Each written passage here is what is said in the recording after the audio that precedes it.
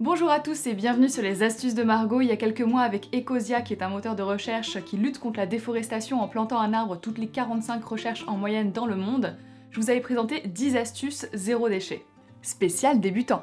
Et vous aviez été super enthousiaste, aussi bien vis-à-vis du moteur de recherche que par rapport aux différentes astuces qui vous permettent de changer un peu votre façon de consommer, mais sans quand même rogner sur votre confort moderne, parce qu'on est d'accord que tant qu'à faire, c'est mieux comme ça.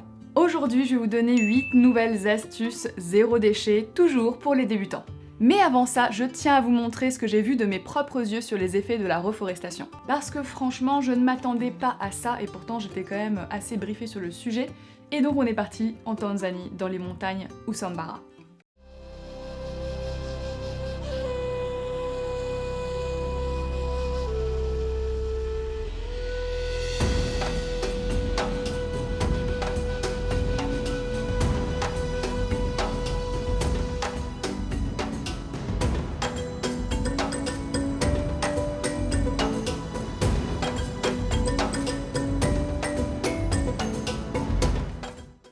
Quand je suis allée en Tanzanie, je savais que je verrais des arbres, je savais que j'irais sur des sites de plantation, mais j'avais pas du tout réalisé ce que ça représentait en fait effectivement des milliers et des milliers de recherches. Ici, je te présente 45 recherches, 45 recherches, 45 recherches, puis je te laisse faire le calcul.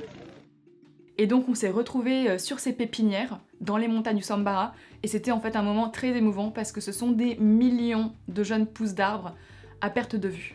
Alors forcément, quand on plante des arbres, c'est implicite, il faut des humains derrière pour les planter, mais d'être vraiment sur place et de rencontrer ces personnes qui travaillent dans les plantations, sur les pépinières, c'est beaucoup plus parlant parce qu'on met des visages sur toutes ces personnes et ça permet de réellement comprendre, de complètement réaliser pleinement, consciemment que derrière chaque arbre, en fait, il y a des gens. Ces hommes et ces femmes, ils sont nécessaires pour pouvoir reboiser la planète, tout simplement parce que c'est eux qui vont semer les jeunes plants, qui vont les rempoter, qui vont les transporter sur leur tête jusqu'au sommet des montagnes dans des seaux de 25 kilos.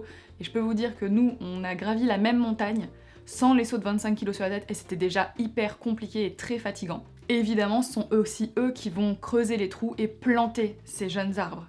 Donc derrière chaque arbre qu'on replante, ce sont des hommes et particulièrement des femmes et des jeunes femmes de la région qui trouvent du travail. Rien que sur la nurserie, il y a 150 personnes qui sont employées, c'est énorme, mais sur les plantations, il y a 1000 personnes qui travaillent. Replanter des arbres, c'est aussi des retombées économiques multiples. Avec une région d'abord qui se reverdit, qui fait des efforts pour aller dans la bonne direction, le tourisme se relance. Et comme ils sont très solidaires dans ces montagnes, il y a une partie des bénéfices liés au tourisme qui sont directement réinjectés auprès de la communauté locale. Ce qu'ils ont mis en place de génial, en fait, ici, c'est que 20% de tous les bénéfices qui sont liés au tourisme engendrés justement par ce système-là est reversé directement à la communauté.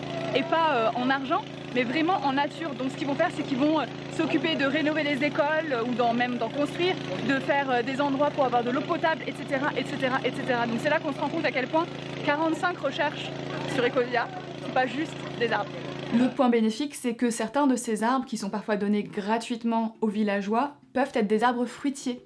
Donc ils vont donner des fruits que les gens vont pouvoir consommer ou revendre, ça peut leur faire un petit peu d'argent supplémentaire. Alors on sait tous que planter des arbres c'est bon pour l'environnement, déjà parce qu'on nous l'apprend à l'école et puis qu'on nous le rabâche tout le temps, mais c'est pas uniquement bon pour l'environnement, ça a aussi d'autres impacts positifs et je dirais même que du coup c'est essentiel. Nous ce qu'on a vu sur place c'est que planter des arbres ça sauve des vies à chaque saison des pluies. Grâce aux arbres qui sont replantés sur les sommets des montagnes environnantes et donc tout particulièrement grâce à leurs racines, la terre est mieux maintenue en place, il y a donc moins d'inondations parce qu'ils vont puiser de l'eau et surtout il y a beaucoup moins de risques de coulée de boue qui emportent les gens et leurs habitations dans les vallées. Donc l'air de rien, planter des arbres, ça permet aussi à des habitants et leurs habitations d'avoir plus de chances de passer la saison. La question qu'on est assez nombreux à se poser, c'est puisqu'ils savent si bien là-bas que c'est mauvais de couper des arbres, pourquoi est-ce qu'ils en coupent quand même? Est-ce qu'ils pourraient pas juste arrêter de les couper?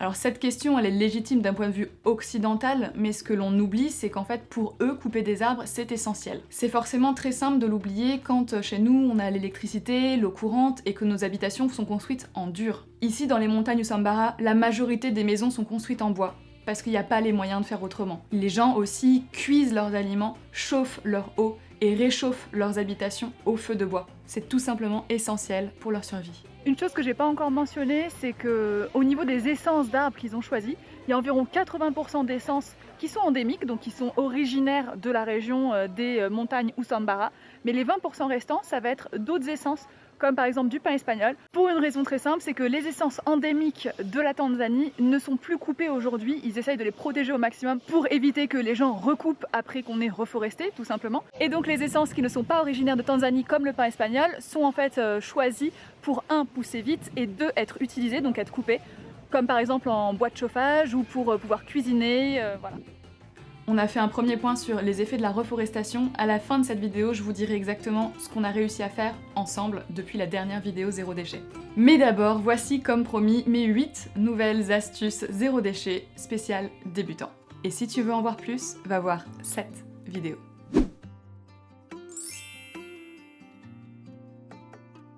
La première chose à faire, c'est de vendre ou de donner ses vêtements encore en bon état que l'on n'a plus l'intention de mettre à la place de les jeter.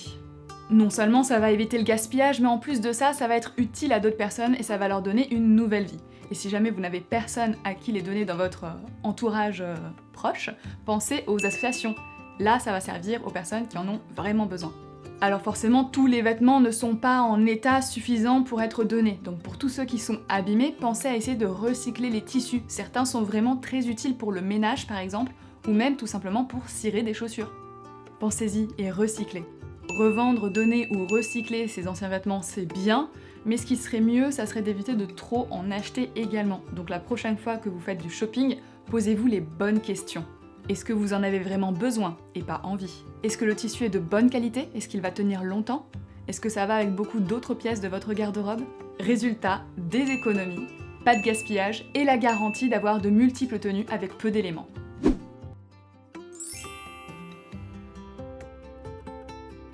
Si vous souhaitez vous épiler, et attention, je ne suis en aucun cas en train de dire que vous devez vous épiler, seulement si vous le souhaitez, vous faites comme vous voulez. Dans ce cas-là, je vous conseille de laisser autant que possible de côté tout ce qui est rasoir jetable, mais aussi si vraiment vous êtes au taquet, vous pouvez éviter de remplacer votre épilateur électrique le jour où il tombera en panne, parce que ça arrivera forcément un jour. Et aussi oublier tout ce qui va être bande de cire dépilatoire, tout simplement parce que le papier, une fois qu'il a été utilisé, il n'est évidemment pas recyclable.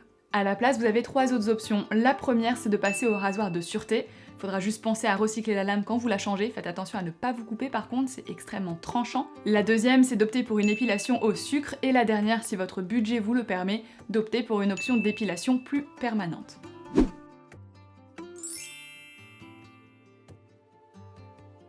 Pour limiter les déchets, rien de mieux que de limiter les emballages. Niveau courses alimentaires, on peut donc penser à acheter en vrac. Non seulement ça va vous permettre d'acheter exactement la quantité dont vous avez besoin, mais en plus de ça, ça va être un peu moins cher.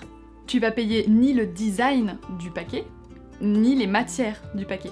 Quand on achète en vrac, ça veut dire qu'on doit mettre quand même ce qu'on achète quelque part.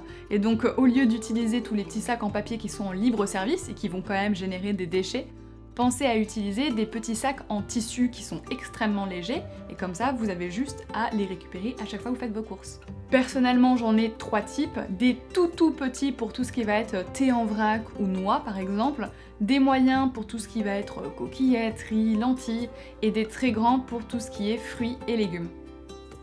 Pour tout ce qui concerne le stockage chez soi, rien de plus simple, nous on a gardé des grands bocaux en verre et on verse directement dedans le résultat de nos courses.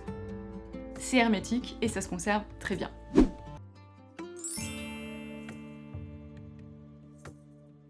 Dans la même lignée que le point précédent, on va privilégier des produits qui se rechargent plutôt que des produits classiques. Exit les énormes bidons de lessive et d'assouplissant qu'on recycle quand ils sont vides, et à la place on va plutôt opter pour la marque qui te permet 1. D'opter pour un produit nettement plus concentré et donc à l'emballage beaucoup plus petit, et 2. Qui existe en format recharge et donc encore moins emballé. Si vous avez de la chance, peut-être que le magasin le plus proche de chez vous propose même d'acheter la lessive en vrac. Si, ça existe, on peut l'acheter en vrac. Et sinon, donc pour les plus emballés, il y a toujours l'option des copeaux de savon de Marseille, qui sont à la fois durables, écologiques, économiques et efficaces.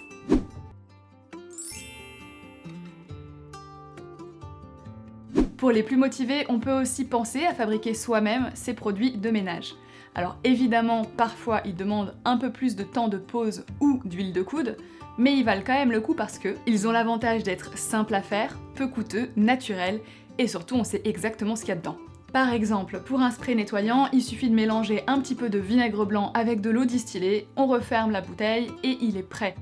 Si on veut le personnaliser et qu'il sente un peu meilleur, on peut aussi rajouter de l'huile essentielle de lavande, de citron, d'orange douce par exemple, vraiment pour les odeurs.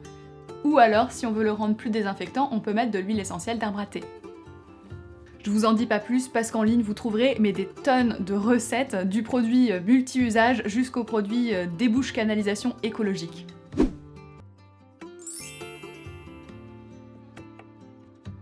Le truc qu'on peut vite se retrouver à utiliser mais comme un dingue et sans s'en rendre compte en plus, c'est l'essuie-tout. Alors déjà ça va vite nous revenir cher l'air de rien, mais en plus de ça c'est évidemment pas du tout écologique. Ça fait beaucoup de papier et ça finit à la poubelle. La meilleure solution, et on a déjà commencé à l'aborder l'air de rien un peu plus tôt dans cette vidéo, c'est de réutiliser des anciens tissus, vous pouvez les transformer en lingettes. Si jamais vous n'avez pas de tissu à portée de main, et c'est tout à fait possible, vous pouvez aussi trouver directement dans le commerce des espèces de tissus éponges qui sont donc réutilisables et passables en machine. Alors évidemment, c'est pas la solution à privilégier, mais si vous n'avez pas d'autre option, c'est toujours mieux que de l'essuie-tout ad vitam aeternam.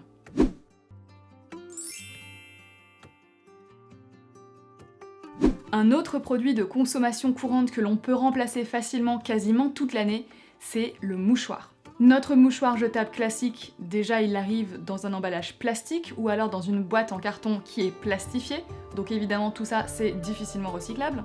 Et en plus de ça, comme son nom l'indique, il est en papier et il finit à la poubelle. Ça en fait des déchets. Au quotidien, on peut le remplacer par un mouchoir en tissu que l'on mettra à la machine quand on l'aura utilisé. À l'ancienne en fait. Alors évidemment, si on chope une vraie bonne grosse maladie bien contagieuse, on peut exceptionnellement passer au mouchoir jetable pour des raisons d'hygiène, surtout si tu dois gérer tout seul et que t'es déjà complètement KO.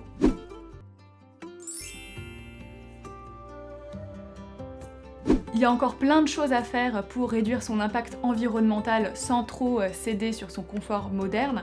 On peut par exemple penser à changer ses piles jetables par des piles rechargeables, ça sera toujours ça de prix. On peut aussi acheter plutôt des vêtements et des meubles de seconde main. Si vous ne travaillez pas depuis chez vous, et c'est très probable que vous soyez dans cette situation-là, pensez à toujours avoir un mug en porcelaine à votre bureau, comme ça vous évitera de prendre tout le temps ces gobelets en plastique ou en carton.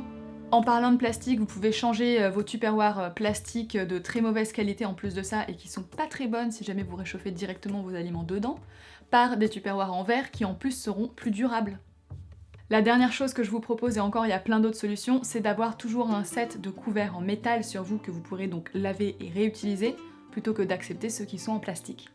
Bref, ce que je voulais dire dans ce point-là, c'est qu'il y a beaucoup de choses que l'on peut faire. Le tout, c'est d'y aller à son rythme et d'observer ce que l'on utilise réellement au quotidien. Et surtout de bien observer ce que l'on jette. En regardant de plus près vos poubelles, vous saurez où est-ce que vous pouvez modifier. Et surtout, où est-ce que vous pouvez modifier en priorité. Et en priorité, pourquoi ? Parce que c'est là qu'il va y avoir le plus gros impact. Ouais. Si jamais tu vois que 90% de tes déchets dans ta poubelle de recyclable, c'est des emballages alimentaires, tu sais quoi faire. Pour en revenir aux plantations qui ont été financées par les recherches internet, actuellement c'est quand même 38 millions d'arbres à travers le monde, je sais pas si vous vous rendez compte, c'est juste complètement dingue. Et moi quand j'avais fait la vidéo, du coup il y a plusieurs mois de ça, ma toute première vidéo zéro déchet avec mes 10 astuces, vous l'avez, elle est sous le petit i, vous pouvez aller la voir, je vous avais lancé un défi, je vous avais proposé qu'on essaye de planter ensemble 500 arbres en 3 mois, ce qui franchement entre nous me semblait déjà pas mal et pas simple à atteindre, parce que c'est quand même 45 recherches en moyenne par arbre.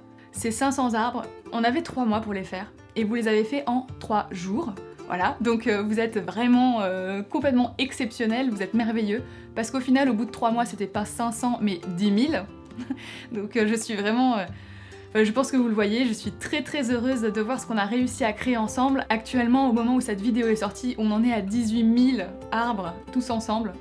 Je sais pas si vous voyez l'impact qu'on va réussir à avoir dans le monde juste grâce à nos petites recherches. Donc je pense que ça vaut le coup de continuer. Si jamais tu n'avais pas vu ces différentes vidéos et que tu ne connaissais pas le moteur de recherche Ecosia, Tu trouveras en barre d'informations un lien pour aller l'utiliser, donc c'est évidemment gratuit, hein. Les protections des données sont très efficaces, tout est hyper bien expliqué sur leur site, donc je vous laisse en fait faire vos petites recherches. Petite note importante, si jamais vous n'étiez pas au courant, vous pouvez utiliser Ecosia aussi bien sur ordinateur que sur téléphone portable, donc voilà, si c'est installé sur l'un mais pas sur l'autre, et que vraiment vous voulez donner un gros coup de pouce pour la planète, bah, n'hésitez pas à installer sur tous vos petits produits électroniques. J'en perds mes mots tellement je suis contente de vous annoncer ça. Franchement, je m'attendais pas à un tel résultat. Donc moi je suis très très fière de vous, j'espère que vous êtes fiers de vous aussi, parce que vous le pouvez.